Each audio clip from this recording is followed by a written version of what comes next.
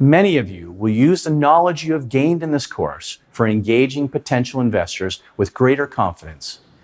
Now that you can defend and support valuation in the context of negotiations, we'd like to provide you with some insight into one of the last related elements that frequently show up in term sheets.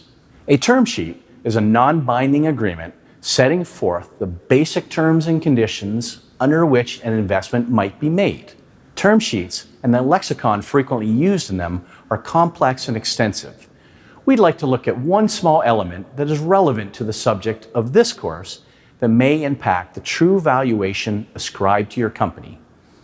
That element relates to employee stock options or share option plans, known as ESOPs.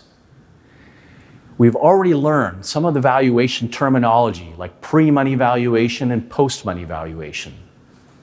The portion of company equity or ownership that an investor acquires in exchange for their investment is defined as the amount of investment divided by the post-money valuation. Let's look at a quick example. If an investor commits a $1 million investment to your company at a $3 million pre-money valuation, or the present value, the math would work like this. $1 million at a $3 million pre-money valuation provides for a $4 million post-money valuation. Recall that equity ownership is calculated as investment divided by post-money valuation.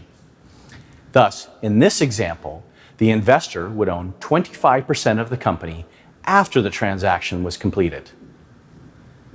Continuing our example, if we assumed the company had 1 million shares issued at the time the term sheet was presented, each share would be valued at $3 per share. So, after the investment, investors own 25% and the founders and existing shareholders own 75%. But let's say in our example that the investors built a condition into the term sheet for the company to implement an ESOP before the transaction takes place. This complicates things a little and impacts price per share and the implied valuation. Let's say that the term sheet requires the establishment of an ESOP with an option pool representing 15% of the shares of the company.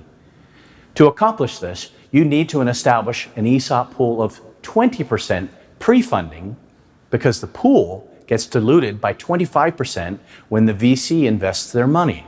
So, the 100% ownership of the company by existing shareholders is down to 80% even before the VC funding. The VC's $1 million still buys them 25% of your company.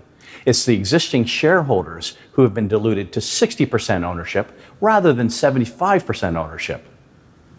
The price per share might be seen as $2.40, not $3.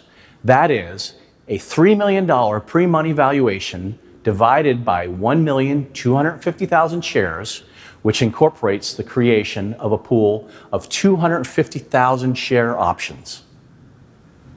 Thus, the true pre-money is only $2.4 million, not $3 million, because $2.40 per share times 1 million pre-money outstanding shares equals 2.4 million.